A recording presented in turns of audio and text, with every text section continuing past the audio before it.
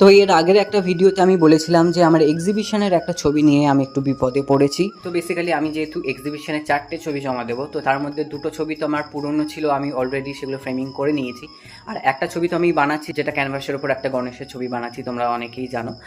তো আর একটা ছবি আমি ভেবেছিলাম যে এই ছবিটা আমি দেবো, মানে দুর্গাপুজোর সময় যেটা এক্সিবিশনের জন্য বানিয়েছিলাম, কিন্তু আমার বাড়ির সবাই বলছে যে আমার আরও একটা গ্লাস পেন্টিং রয়েছে সেই ছবিটা দিতে।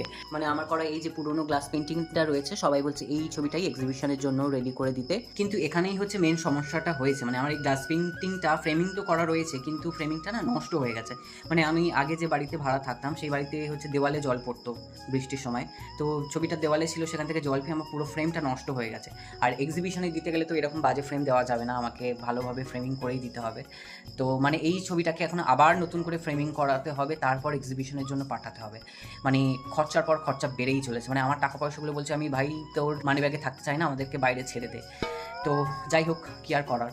তো সেই জন্য আমি ভাবছি এই যে পুরোনো ফ্রেমিংটা রয়েছে এটা আমি খুলে রেখে দেবো, মানে ওপরে যে ফ্রেম রয়েছে তার পিছনে যে আমার বোর্ডটা রয়েছে এটা খুলে রেখে দেবো।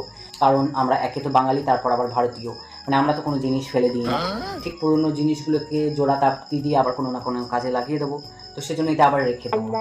তো যাই হোক, চলো এটা এখন ছবিটা খুলে আমাকে এখন দোকানে দিয়ে আসতে হবে ফ্রেমিংয়ের জন্য। আর হ্যাঁ, সামনে যেহেতু আমার এক্সিবিশন আসছে, তো এক্সিবিশনের সমস্ত ডিটেলস, কবে থেকে এক্সিবিশন শুরু হচ্ছে, কতদিন থাকবে, কোথায় গেলে দেখতে পাবে, সমস্ত কিছু ডিটেলস কিন্তু আমি পরে শেয়ার করব। আচ্ছা, তোমরাই বলো তো কোন ছবিটা এক্সিবিশনে দিলে ভালো হবে, এই গ্লাস পেন্টিংটা নাকি এই দুর্গার ছবিটা?